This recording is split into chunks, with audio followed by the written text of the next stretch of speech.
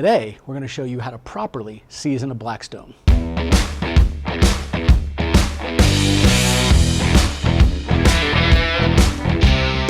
You may have seen our other video. We went ahead and got a new Blackstone here at this house. It's a 36-inch flat top, and it has the 2 air fryer drawers in it. We thought that would kind of a nice add-on, and candidly, they had it crazy on sale as it was starting to get cooler in the season. It's the middle of September right now.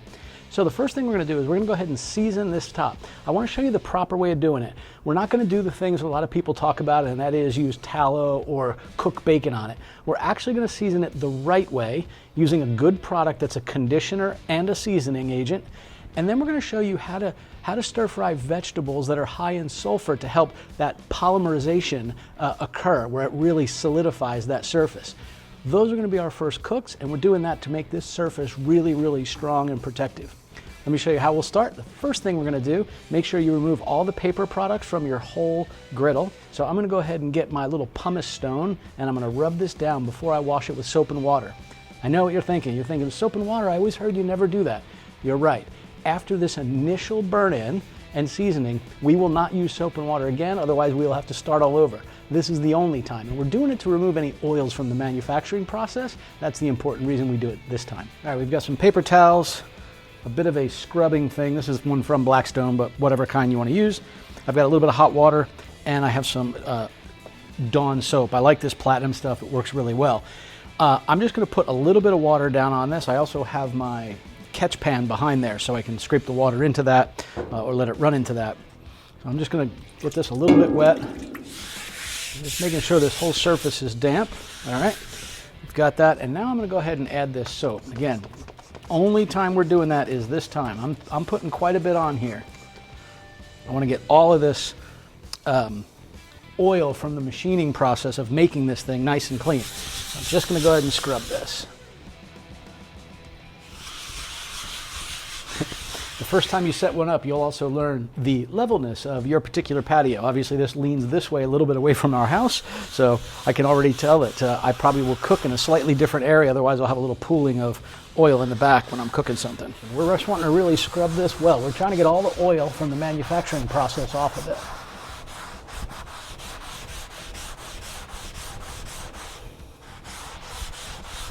And by the way, you could use a 3M pad, like the little green ones would be pretty good.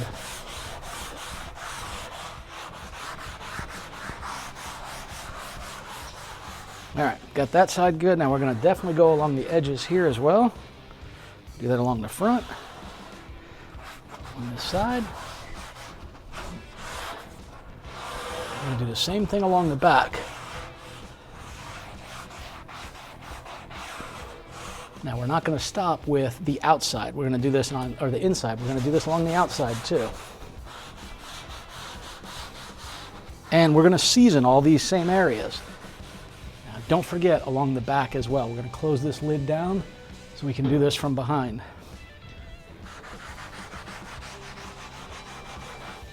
And you're just going to continue to rinse off the top.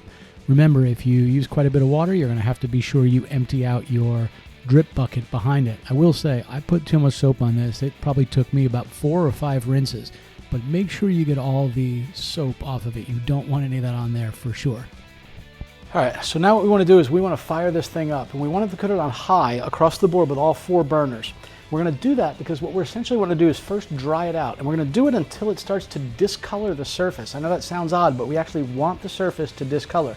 It's going to turn a little bit brownish. That's perfect. That's the time when we'll go ahead and start seasoning it. I almost forgot, need a battery for our igniter. All right. It's making the noise, so let's go ahead and fire it up. First thing we're going to do is turn on our propane. I know, the instructions will tell you how you should test everything, make sure there's no bugs in any of the orifices. I'm not doing all that, quite frankly, so here we go. Let me kind of step over to this side, and I'm going to hit my igniter, and then I'm going to move this over to high.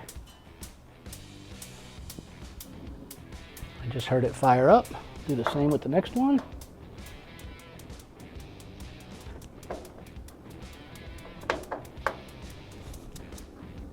fired up too. Let's do this last one. And that one did too. Now I'm just making sure that the high and low is truly adjusting them. We want to make sure it does. It is.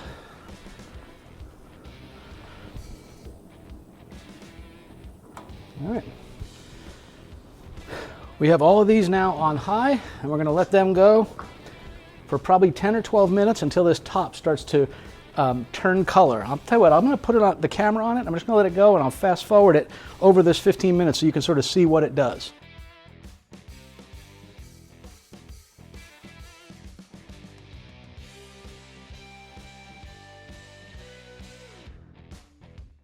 All right, you can see how it's started to change colors there.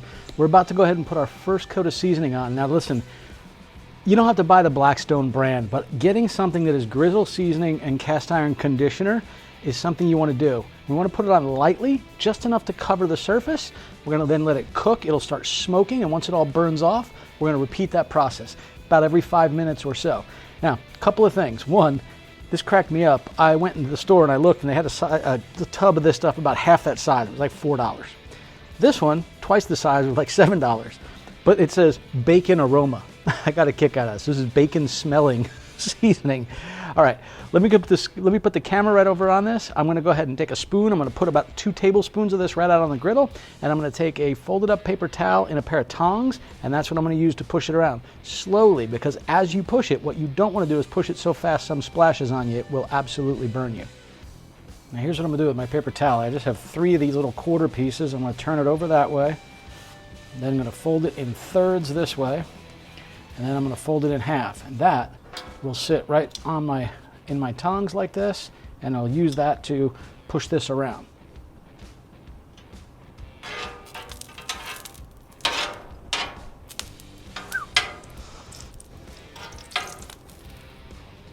You can see what I mean about that stuff really moving around.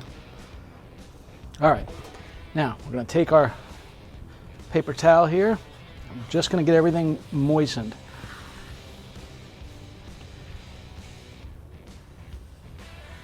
Boy, there's so much smoke, it's almost hard to see it. We're going to make sure we get into those corners and cracks along the edges here. Ooh.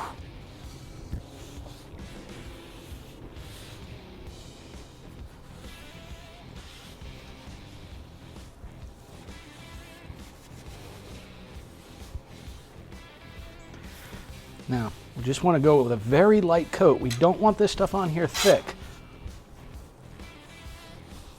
But man, I'll tell you, this thing is hot, because if you look at it, it's burning that paper towel. Turn that over a little bit.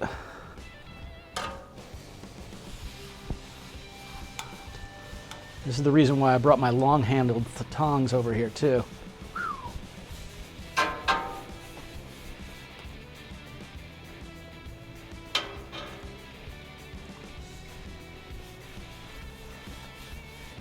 Now this was the first seasoning, so we're just putting a light coating on here. We're rubbing it on the outsides of the griddle, and then we wait until it stops smoking before we repeat the process. So after about 10 minutes, when the griddle looks nice and dry again, and it's no longer smoking, we're going to repeat the entire process. You can see I put a couple of tablespoons of this conditioner back on the flat top. I've moved it around. Notice I've also turned the temperatures down to low, and I did that because it was really hot with it being on high that whole time. This is a little better for seasoning, a little bit lower temperature, and then as you can see, we move the oil around on here. We then just let it set, and it will begin to burn off. You'll see initially a lot of smoke, and then it diminishes down to a small amount of smoke. A couple of things to note. I absolutely am getting the entire flat top of the surface covered with a thin layer of oil. The least you can do, the best off you are. It's better to do 5 thin coats than 2 heavy. I'm also going on the sides of the inside of the griddle, and I'm doing the outsides of the griddle. This will help prevent rust and everything else. We're now going to go ahead and do a third round of this. Again, same thing. We add a couple of tablespoons, and you'll notice it takes less conditioner each time. We gently smear this along the entire surface. You can see how much easier it works with the temperature just a bit lower. And then we go ahead and do this on the sides, inside and out, just like we did before. All right, that's hot. I'm going to go sit over there. I'm I'm not going to keep filming it. This is the third coat. We're going to do 5 of these. We are now up to our 5th coat of this. It doesn't take nearly as much as it did in the beginning, so I'm just going to spread this a little bit. And just like all the other coats, we rub this cleanly across the entire surface, on the insides of the sides, on the outsides of the sides, and along the back. All right, so we went ahead and did 5 coats of seasoning, and now what we're going to do is we're going to go ahead and fry some onions on here. And I know this seems a little bit odd. The wonderful thing is if you don't like onions, no big deal, throw them away. If you do like onions, these will be amazing for French onion soup, for making dip, for putting them on burgers, like whatever your desire is. You cut them whatever thickness or thinness you want. I'm doing them about a 1/4 inch thick or so because I want them to cook. I've got them on low heat across the griddle, but it's still pretty hot. So if I do them too thin, these will blacken up really quick. So let's just get these cut up as quickly as we can. Now we're going to kick it into high gear and just finish chopping all of these onions. And ultimately I want to break them up. I don't want them to be sliced onions on the griddle. I want them to be individual, like half rings. All right, so we've finished our seasoning. We have all of these on low. I still have the air fryer going, mainly just because I wanted to get that really sort of cleaned up and burn off any oil from the manufacturing process. Now we're going to go ahead and just put down a little bit of oil here on the griddle, not too much. Come in here with my spatula. Whew, that's loud. And now we're just going to put all these onions right down on here.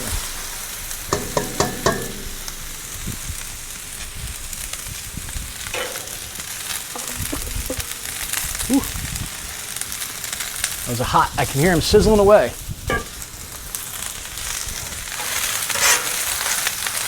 Just want to spread these guys out with a nice coating across the whole griddle.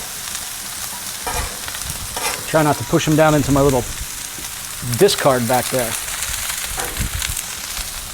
Now this isn't a video about how to cook something. This really is the cooking of onions so that the sulfur helps polymerize the top of the surface. So I'm just cooking the onions until they're golden brown. This has taken, I don't know, over time, this is maybe 10 to 12 minutes, but I'm just continuing to mix them up, and then I'm ultimately going to put them into a bowl and store them for use later. And remember, we did that for the sulfur that was in the onions. We're now going to do it with the exact same reason, but we're going to do cabbage. It's a second inexpensive vegetable, easy to do a quick stir fry on it, and it really helps condition and prepare the Blackstone for years of worry-free use. All right, let's show you the griddle. We'll add some oil to it. We'll get these going as well.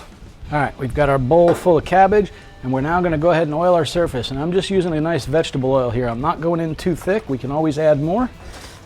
Now, I'm going to go ahead and just put this stuff right down on the griddle.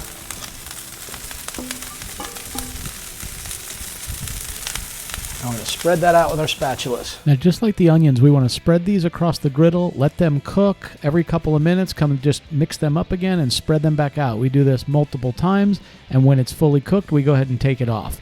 Again, you can mix these together, have a great meal, a side, make some fried coleslaw, or just throw it away. All right, so we've pulled off our cabbage and our onions, and now we're just going to put a little tiny bit of oil on here, just enough to season it. Now, I did this very light.